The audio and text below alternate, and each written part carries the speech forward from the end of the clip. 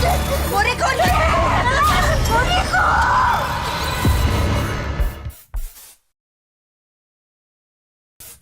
Film ini boleh dibilang cukup relate sama setiap orang, baik orang yang menonton film ini ataupun yang nggak menonton film ini. Kenapa gue bisa bilang kayak gitu? Karena dari judulnya aja kita udah pasti bisa mengingatkan sebuah memori zaman sekolah. Tapi nggak mesti sekolah sih sebenarnya memori itu. Mungkin juga ada orang-orang yang sampai sekarang masih suka dengan berkemah di alam terbuka. Seperti film ini yang berjudul Kemah Terlarang Kesurupan Massal. Setiap orang pasti punya rasa was-was ketika harus berkemah. Kenapa gue bisa bilang setiap orang pasti relate? Minimal sekali dalam seumur hidup pasti pernah berkemah, baik itu hanya membuat tenda di sekolah ataupun memang mengikuti kegiatan outdoor. Film ini bercerita tentang anak-anak sekolah pada saat waktu berkemah. Singkat ceritanya, suasana berubah lalu banyak anak-anak yang mengalami kejadian aneh hingga kesurupan. Walah, iki toh. Ya, aduh, Le. Hati-hati ya. Selain itu, film ini juga bercerita tentang anak muda yang tidak takut dengan tantangan. Bukan secara harafiah tantangan dari orang lain ya, tapi lebih melampaui keberanian diri. Seperti Rini yang berusaha melakukan hal tersebut, walaupun ada embel-embel lainnya. Seperti dia ingin bisa lebih dekat dengan seorang cowok. Ya boleh dibilang, film ini berkisah tentang anak muda, yang namanya juga anak-anak sekolah yang berkemah. Tapi disisipin juga sisi romance. Cita-cita monyet lah. Namun selama perkemahan, Rini dan teman-temannya mengalami berbagai macam kejadian yang aneh. Mbah Sonto, seorang kuncen desa, sebenarnya sudah memperingati mereka untuk tidak mengganggu tempat sesajen di hutan. Tetapi panitia tetap saja melanjutkan kegiatan tersebut tanpa memperhatikan apa yang sudah diberitahu oleh Mbah Sonto. Nah, ini benar. Pada puncaknya, saat malam pentas seni, Rini yang memerankan Roro Putri tiba-tiba kerasukan arwah Roro Putri yang asli. Film ini mengangkat banyak tema dan unsur mistis yang sebenarnya punya potensi untuk digarap dengan baik. Ada banyak elemen-elemen supranatural yang bisa bikin jadi penasaran. Tetapi sekali lagi, gua cukup menyayangkan pada akhirnya film ini kebingungan dalam mencari arah yang tepat untuk menyampaikan ceritanya. Kalau gua lihat, film ini tuh berasa ragu dan boleh dibilang kayak abu-abu lah dari segala unsur ceritanya. Dan banyak juga hal-hal yang menurut gua dari segi cerita, dari setiap karakternya juga itu kayak nggak selesai. Apa yang pengen dikasih informasi tentang si karakternya ini atau tentang kejadian apa yang mereka lakukan. Kurang lebih filmnya bercerita tentang seperti itu. Jadi sebenarnya seperti mengindahkan apa yang harusnya tidak kita lakukan di tempat tersebut.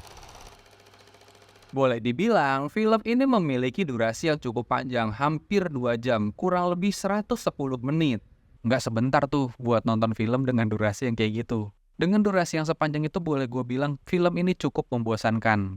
Ditambah lagi ceritanya yang selalu berulang. Karena hal tersebut, gue merasa jadinya kayak karakternya kurang mendapatkan peran yang bisa lebih mendalam. Dan gue sendiri juga jadi kayak acuh sih sebenarnya sama karakter yang ada selama menonton film. Berasa jadi kayak apa sih sebenarnya yang harus gue nikmatin dari film ini. Nah, gue tuh melihat film ini tuh seperti itu gitu. Dengan durasi yang panjang ya.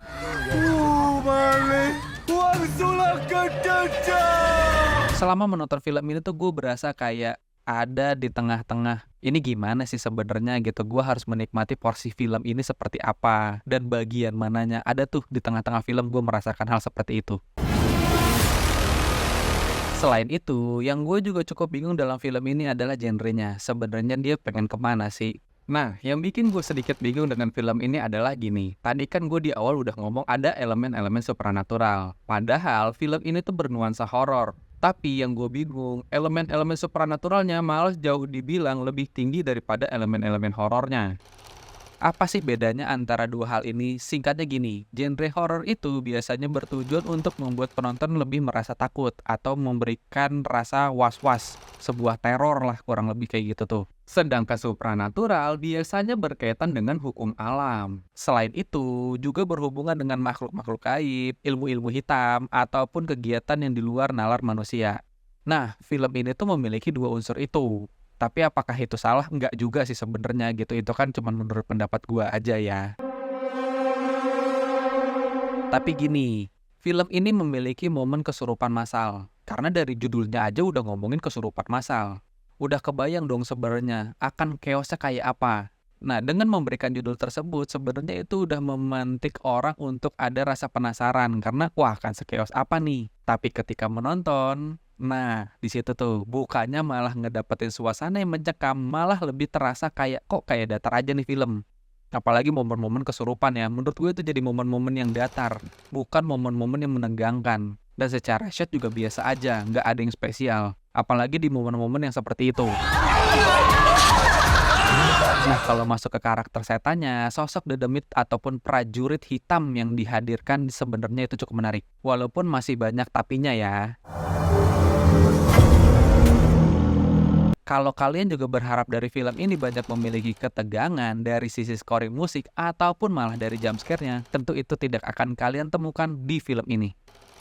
Tapi buat gua, hal kayak gitu jadi menarik karena nggak berisik aja menurut gua. Scoring musiknya nggak berisik gitu, jadi cukup nggak mengganggu sebenarnya buat gua. Daripada yang sok-sokan pengen bikin jump scare tapi malah nggak ganggu, kan banyak tuh film-film yang kayak gitu. Tapi buat filmnya lebih berasa kayak macan tapi nggak punya taring.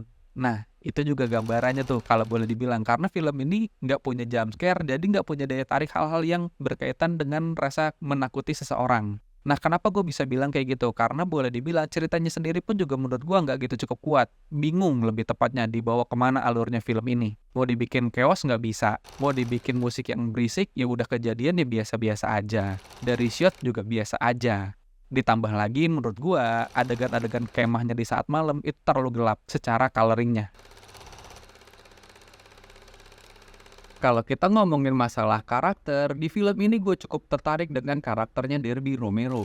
Ternyata dia cukup oke juga main di film ini. Kalau nggak salah, ini film pertama dia buat main horor dan ngomong bahasa Jawa. Kayaknya dia pun ini pertama kali. Tapi gue cukup salut dengan keluasannya dia dalam memainkan karakter ini. Walaupun secara keseluruhan nggak maksimal, tapi menurut gue jauh lebih baik daripada film-film yang lain yang menggunakan karakter dan bahasa yang sama.